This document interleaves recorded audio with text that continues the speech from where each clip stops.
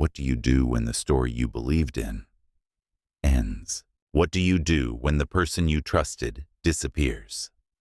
When the relationship dissolves? When the dream dies?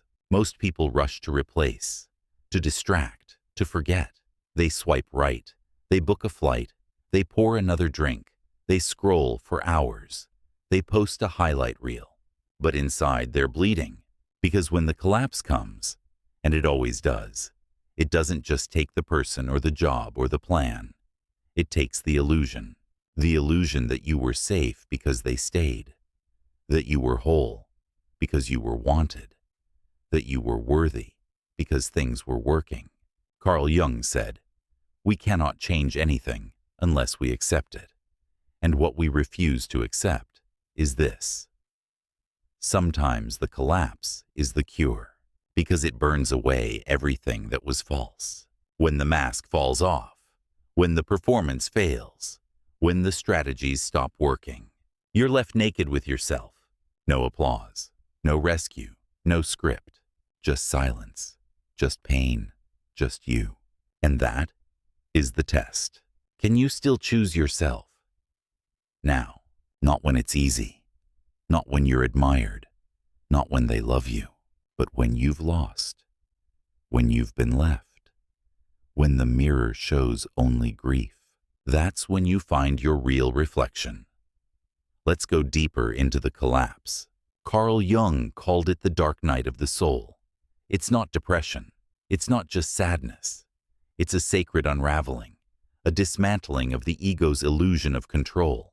You thought your worth came from being chosen. You thought your identity came from what you did. You thought your power came from who stayed. But when all of that is stripped away, what remains? You. Not the version you perform, not the mask you wear, not the story you tell, just the raw, unfiltered, unadorned self. And here's the paradox that self was never broken, only buried. But to reach it, you must sit in the ashes. You must grieve not just the person or the dream, but the part of you that believed you needed them to be whole. Grief is not a problem to solve. It's a portal to walk through. Every tear is a baptism. Every silence is a song. Every heartbeat is an anchor. You're not falling apart. You're falling inward. This is the moment Jung spoke of, when the old self dies and the new self is still forming.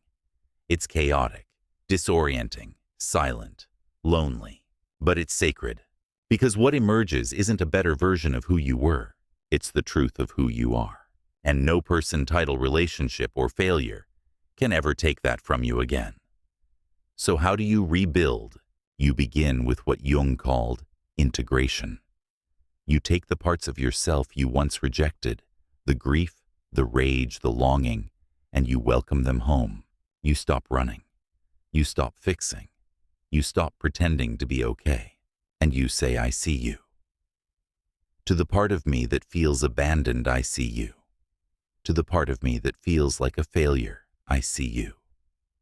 To the part of me that feels unlovable, I see you. And slowly, your energy shifts. Not because someone rescued you, not because you got revenge, not because they came back, but because you came back to yourself. This is energetic reclamation. Jung believed the psyche is not here to be perfect. It is here to become whole. That means we don't get to skip the shadow. We don't get to bypass the mess. We have to feel it. We have to name it. We have to stay with it. Because that's where power is reborn. Your self-respect doesn't come from never falling. It comes from rising with integrity. Your strength doesn't come from always knowing. It comes from not knowing and still breathing. Your worth doesn't come from being chosen. It comes from choosing yourself when no one else does. And when you do that, really do that, the world changes. Not because the pain is gone, but because you are no longer at war with yourself. You are whole, even in the ruins, especially in the ruins. Now let's bring this into your life with grounded real-world practices that help you rise from collapse, not just mentally, but energetically and emotionally. 1. The Ashes Letter. Ritual: sit down, light a candle, and write a letter that begins with the words, "Everything fell apart when." Let the truth pour out.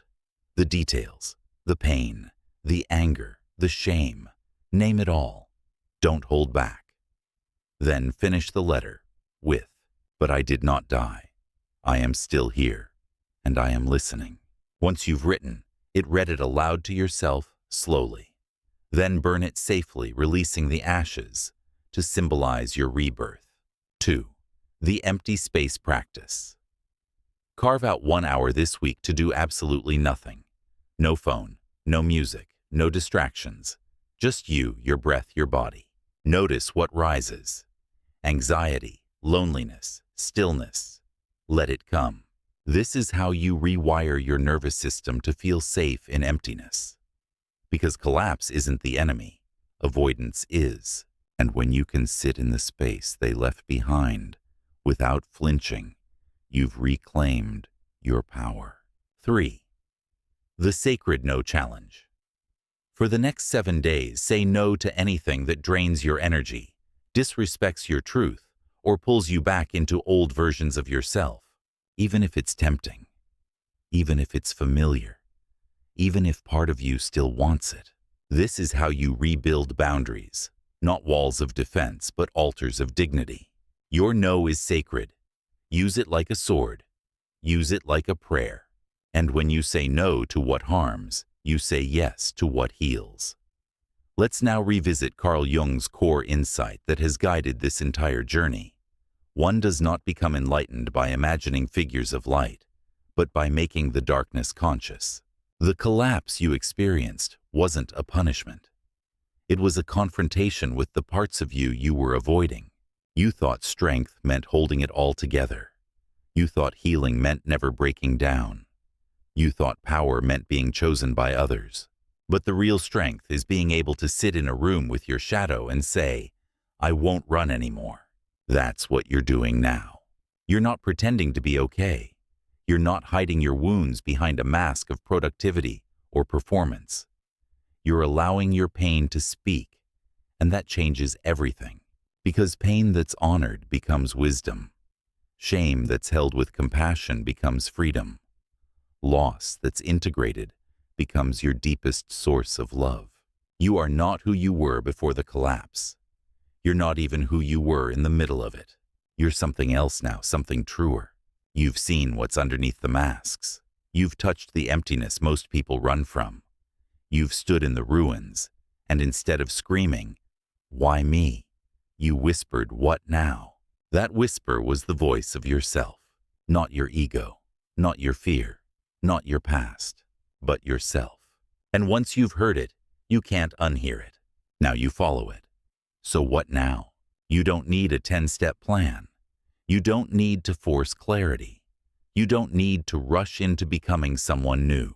All you need to do is honor who you are right now. Raw, honest, awake. You've walked through the fire. You've lost what no longer fit. You've faced the silence, the void, the ache. And you didn't die. You didn't disappear. You didn't collapse beyond repair. You emerged, not fixed but found, not perfect but present, not admired but alive. That's real power. So now the final practice. 4. The Becoming Ritual. Stand somewhere quiet, barefoot if possible. Put one hand on your heart, one on your belly. Close your eyes. Breathe deeply. Then whisper aloud, "I am not who I was. I honor what fell away. I trust what is forming. I carry the fire now." Then take one step forward, not for anyone else, not to prove anything. Just one step as a declaration. I am here, and I am enough. Because that's the truth. When everything falls apart, you don't disappear.